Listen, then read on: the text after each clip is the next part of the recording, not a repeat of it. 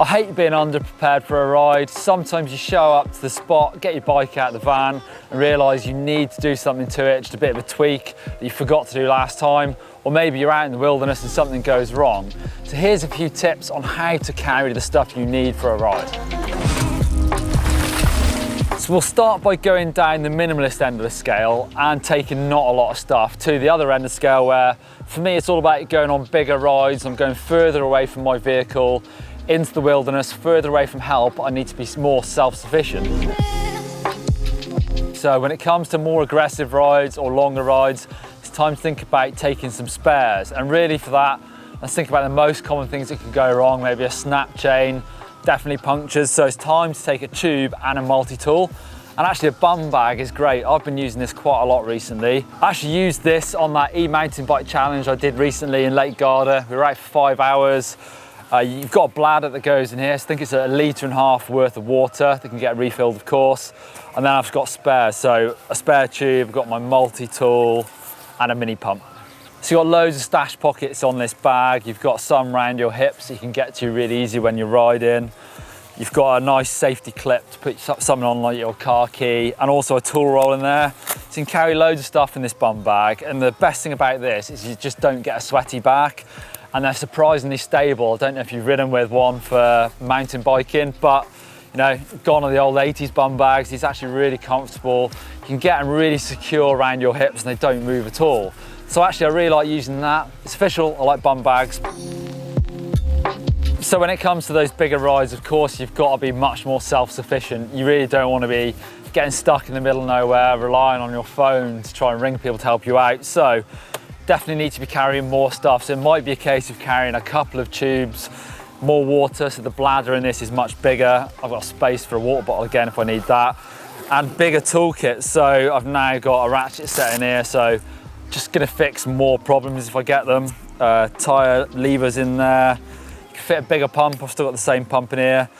Also spare clothes, maybe gloves, maybe a base layer and a thin jacket, or if you get too hot, you can take them off and stash them in here. I also quite often take a spare gear cable. They just don't weigh anything, and why not? If your gear cable snaps, it's surprisingly bad. You know, you can end up in your highest gear and find it really hard to get out of where you're at. Also, I find if I'm taking more stuff, I want all those retention systems that backpacks offer. So I've got a waist strap around here. That actually takes a surprising amount of the weight of the backpacks. It's not all high up.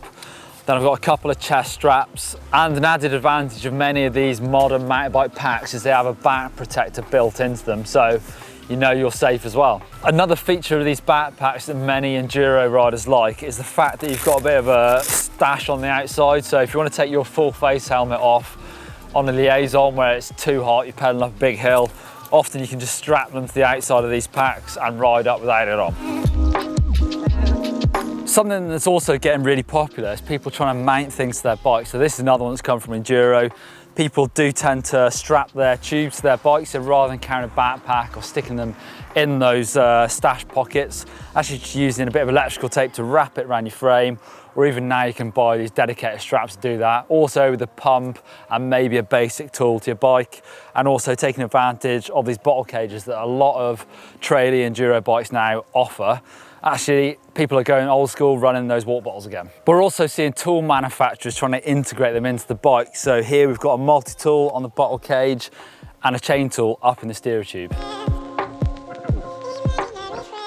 The other alternative, of course, is to actually not take your stuff with you and leave it in your car at the car park or at the trailhead.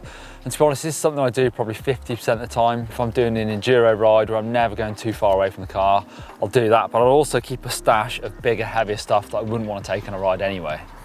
So my essentials I keep in the car pretty much all the time is, you know, a can of lube, some tubular sealant, you might need that in an emergency, a bigger pump. I normally actually keep a track pump, but this is sort of a medium-sized pump.